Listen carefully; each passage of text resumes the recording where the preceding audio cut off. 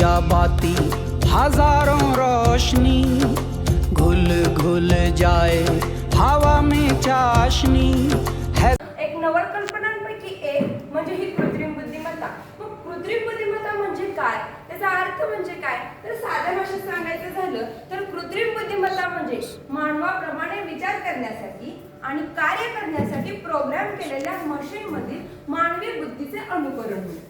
सन 1956 मध्ये जॉन मॅकार्थी यांनी या कृत्रिम बुद्धिमत्तेचा शोध लावला। कृत्रिम बुद्धिमत्ता हे संगणक विज्ञानातील एक उद्योन्मुखी क्षेत्र आहे जे बुद्धिमान सॉफ्टवेअर तयार करण्यास सक्षम आहे।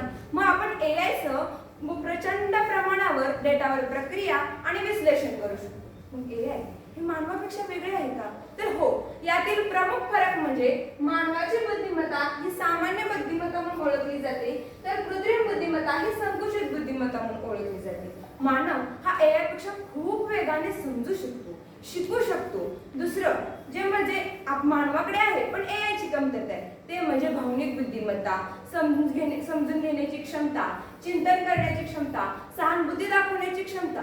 मग एआय चे भविष्यातील स्वरूप कसे असेल, त्यासमोर आव्हाने कोणती, असे अनेक प्रश्न आपल्या समोर उभे राहतात। मग त्यासाठी पाहूयात आपण काही संभाव्यता। पहिली संभाव्यता म्हणजे अचूकता। अचूकता वाढवताना मानवी चुका लक्षणीयरित्या कमी करण्याची क्षमता एआय कडे असल्यामुळे भविष्यात मानवी चुका टाळता येतील। दुसरं म्हणजे चिरंतन कार्यक्षमता।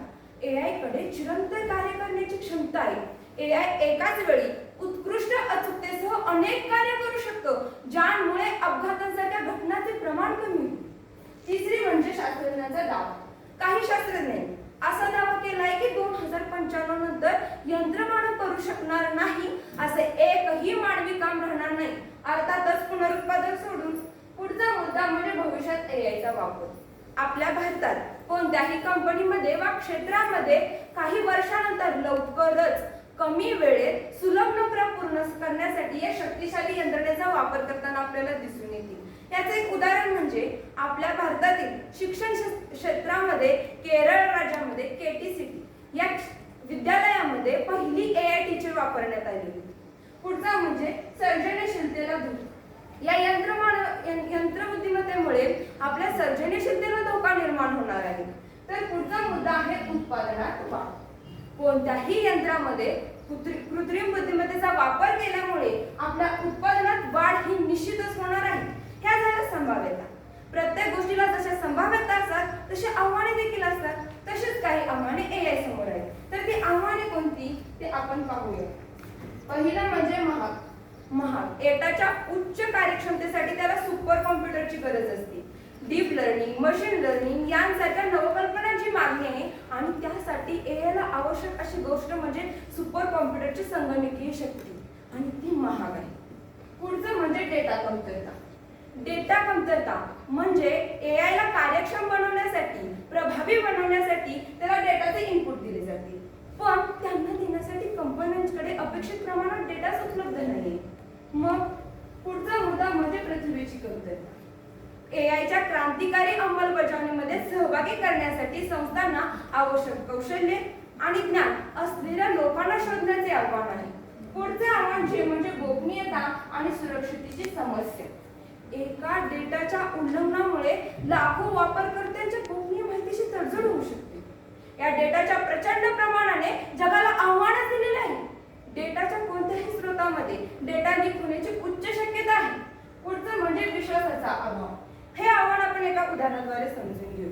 एका चित्रपटामध्ये असं दाखवण्यात आलेलं आहे की एका परदेशी राहणाऱ्या मुलाने आपल्या वडिलांच्या देखभालीसाठी एक एआय रोबोट तयार केला। तो स्वतः त्याची कमांड हँडल करत होता, पण एके दिवशी काय झालं, त्या रोबोटची कमांड कोणीतरी चोरली आणि त्या रोबोटला त्या वडिलांचा खून करण्याची कमांड दिली। मग त्या रोबोटने तसंच केलं जशी त्याला कमांड मिळाली। मग त्या रोबोटने त्याच्या कृत्रिम बुद्धिमत्तेच्या वापरानुसार, त्याच्या संकुचित बुद्धिमत्तेनुसार त्या वडिलांचा खून केला। मग एआयवर विश्वास ठेवावा का, असे आव्हान उभे राहिले। पुढचे आव्हान म्हणजे नोकरीत व्यत्यय येण्याची भीती। सामान्य लोक चिंतित आहेत कारण त्यांच्या नोकऱ्या ह्या एआय मशिनरीमुळे गमावण्याची भीती आहे त्यांना, कारण त्यांच्या रोजगार उपलब्धतेवर परिणाम होईल आणि असमानता वाढेल। हॉलिवूड कामगारांच्या संपातून प्रथमच दिसून आलं की या एआय हे जर पारंपरिक नोकऱ्यांसाठी धोका बनले तर अशा प्रकारे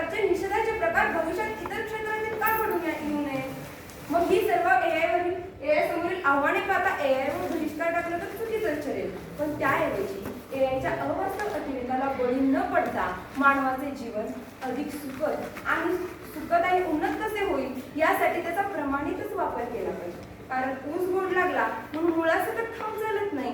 म्हणून AIचा मानवाचा सपोर्ट म्हणून वापर करावा. ही मानवाची रिप्लेसमेंट ठरणार नाही याची दक्षता घ्या. नाहीतर लेखक हरारे यांनी म्हटल्याप्रमाणे सामाजिक विनाशाचे हे सामाजिक शस्त्र व्हायला वेळ लागणार नाही. पण AI हे मानवाचे उज्ज्वल भविष्य ठरेल अशी आशा व्यक्त करतो आणि